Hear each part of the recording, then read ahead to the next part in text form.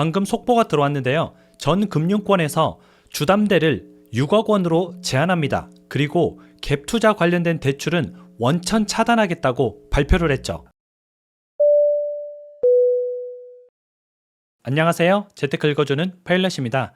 제가 오늘 영상을 올렸었는데 방금 또 속보가 들어왔습니다. 제가 그래서 또 부랴부랴 영상을 찍고 있고요. 이번 속보는 금융권에 관한 규제입니다. 지금 현재 주택담보대출이 엄청나게 많이 일어나고 있죠. 그래서 주택담보대출의 증가세가 너무 가파르다라고 판단한 금융권에서 주택담보대출을 줄이겠다 하고 나선 거죠. 그런데 그 금액을 6억 원까지만 제한을 하는 겁니다. 6억 원이 넘어가는 주택담보대출은 해주지 않는 거죠. 그동안의 좀 정책과는 굉장히 달라진 정책이고요. 이 정책은 굉장히 시장에 효과가 있을 겁니다. 우리가 6억 원까지 대출을 받는다는 기준으로 볼 때 LTV 70으로 계산해 보면은 한 8억에서 9억짜리 정도 집을 살 수 있습니다. 그 이상의 집을 사게 되면은 실은 대출이 안 된다는 거죠. 물론 15억짜리를 사면서 한 3억 정도 대출 받을 수는 있어요.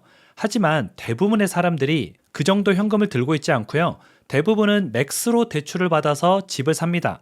그렇기 때문에 이거는 굉장히 좀 시장에 큰 영향을 줄 것이고요. 그 내용에 대해서 오늘 한번 자세하게 알아보도록 하겠습니다.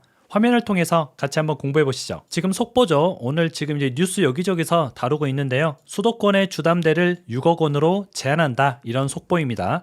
그리고 앞으로 갭 투자를 원천 차단한다. 갭 투자하려고 돈을 대출받는 것은 단 1원도 해주지 않겠다. 지금 이렇게 못을 박았고요. 이건 굉장히 앞으로 좀 파장이 불 것으로 보이는 좀 정책이죠. 6월 28일부터 즉각 시행을 하고요. 내일부터입니다. 정책이 발표된 순간부터 적용한다고 했으니까 어제까지 들어온 계약들은 적용이 안 되는데 오늘 정책이 발표된 이후에 나온 계약들은 다 포함이 된다. 그렇게 보시면 되고요. 지역이나 금액에 상관없이 실거주 목적이 아니면은 앞으로는 대출이 불가합니다. 내가 실거주 목적으로 집을 산다. 그러면 대출을 해주는 거죠. 얼마만큼? 최대 6억까지인 거죠. 이것도 물론 LTV도 적용이 되고요. DSR도 적용이 됩니다. 이 두 개를 모두 충족했을 때 최대 6억까지 받을 수 있는 거고 DSR에서 걸리면 4억이 될 수도 있는 거죠. LTV에서 걸리면 또 3억이 될 수도 있습니다. 그래서 저 두 개를 다 충족하는 한도 내에서 최대 6억까지만 대출을 해주겠다 이렇게 나오고 있는 거고요. 그리고 앞으로는 주담대를 받으면은 무조건 6개월 이내에 입주를 해야 됩니다. 이거는 원래 이제 토호제에서 이렇게 적용이 되고 있습니다. 토호제에서는 주택을 사면은 무조건 입주를 해야 됩니다. 그런데 앞으로는 토호제 지역이 아니더라도 주담대를 받았다. 그러면 이거는 실거주 목적으로 받은 거기 때문에 실제 입주를 해야 된다는 거죠. 이 말을 다시 정리하면은 앞으로는 전세 낀 집을 살 때 대출 받아서는 못 산다라고 보시면 되고요. 왜냐면 전세 세입자가 껴있잖아요. 전세 세입자가 껴있으면은 내가 그 집에 6개월 이내에 들어가기가 힘듭니다. 예를 들어서 전세 세입자가 만기가 3개월이 남았다. 그리고 나가는 것이 협의가 됐다. 이런 경우에는 대출이 가능하겠죠. 그리고 실제 3개월 후에 내가 들어가야 되고요. 그런데 그냥 전세를 끼고 집을 사려고 한다. 거기에 돈이 부족해서 대출을 좀 받으려고 한다. 이 경우는 안 된다는 겁니다. 예전에는 예를 들어서 집값이 15억이었어요. 그런데 전세 세입자가 한 5억에 들어있었어요.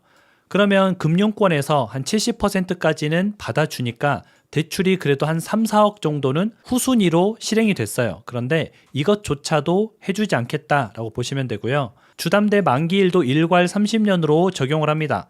40년 대출, 50년 대출 이 주담대가 불가능하고요.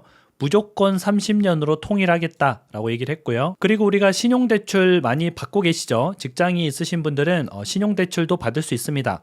그 신용에 따라서 직장 연봉을 넘게 받을 수도 있고 그것보다 못 받을 수도 있는데 앞으로는 신용대출은 신용에 상관없이 무조건 연소득을 못 넘깁니다. 예를 들어서 제가 부기장 때 연봉이 1억일 때 신용대출을 2억을 받았었습니다. 연봉의 2배만큼 해주는 거죠.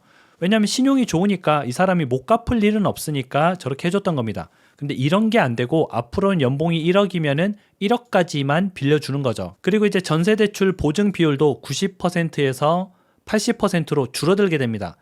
전세대출에 보증을 해주기 때문에 우리가 전세대출을 원활하게 받을 수 있는 건데 그 비율이 줄어들게 되면은 줄어든 만큼 전세대출 금액이 줄어든다 이렇게 보시면 되고요.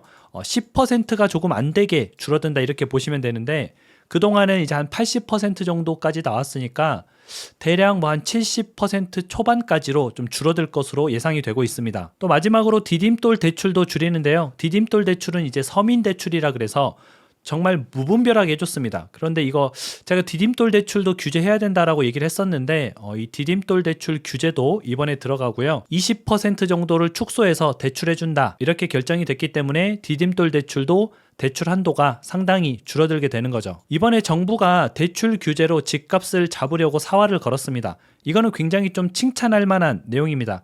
제가 이제 규제 지역으로는 안 된다라고 이전 영상에서 올렸었는데요. 왜냐하면 규제 지역을 정하면 그 다음 지역으로 뭐가 일어나요? 풍선 효과가 일어납니다.